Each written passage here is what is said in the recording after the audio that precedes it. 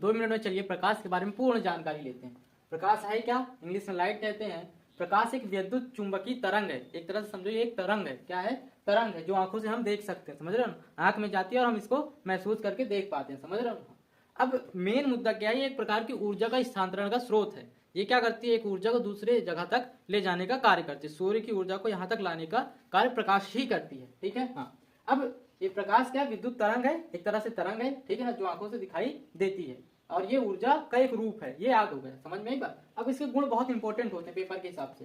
सदैव सीधी रेखा में गमन करती, माने गति करेगी तो हमेशा कैसी करेगी? सीधी रेखा में। समझो, ये यहाँ से आई, सीधी आई, एकदम सीधी। यहाँ से टकराई, मुड़ गई अगर, तो ये भी सीधी ही जाएगी। ऐसा नहीं वो टकराने के बाद ऐसे ऐसे हो जाए।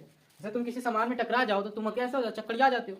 ऐसे ये नहीं करेगी, सीधी आई है सीधी ही जाएगी, समझ रहे? एकदम स्ट्रेट, जैसे जा रही वैसे ही जाएगी। कब तक? जब तक इसमें कोई बीच में आए ना, ठीक है। हाँ, इसका परावर्तन अपवर्तन होता है, ये चीजें क्या होती हैं आगे देखेंगे हम, ठीक है। निर्वात में, निर्वात का मतलब क्या होता है? जहां कुछ ना हो, प्रकाश को रोकने के लिए कुछ हो ना हो, ठीक है ना, उसको हम कहते हैं निर्वात। निर्वात कहाँ होता है? अंतरिक्ष में, ठीक है।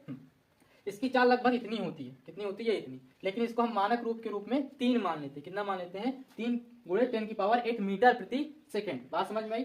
लेकिन अगर हम इसी को किलोमीटर में चाहें, मीटर प्रति सेकंड में किलोमीटर में चाहेंगे तो इतना आएगा, 3 × 10⁵ किलोमीटर प्रति घंटा। याद रखना, ये दोनों ही सही है प्रकाश की चाल। क्लियर है? हाँ। तो परावर्तन क्या होगा? रिफ्लेक्शन क्या होगा? जब प्रकाश आए और टकरा के मुड़ जाए, जब प्रकाश आए टकराकर उधर मुड़ जाए, इस ऑब्जेक्ट की उधर न जाए। मान लीजिए कोई सामान है, इस सामान की उधर नहीं जा रही, मुड़ के इधर ही चली आ रही है, तो उसी माध्यम में चली आ रही है, तो हम इसको कहेंगे परावर्तन हो रहा, ठीक है। लेकिन जाए तो और अंदर पार कर जाए, उस सामान को पार कर जाए, आर पार चली जाए, तो हम इसको कहेंगे ये क्या हो रहा है? अपवर्तन। ध्यान देना, अगर सामान में छेद है और तब प्रकाश चली गई है, तब ये परावर्तन नहीं कहलाएगा, ना अपवर्तन कहलाएगा, समझ रहे हो ना? ये तो सीधी रेखा चली गई, छेद होने की गारंटी नहीं है।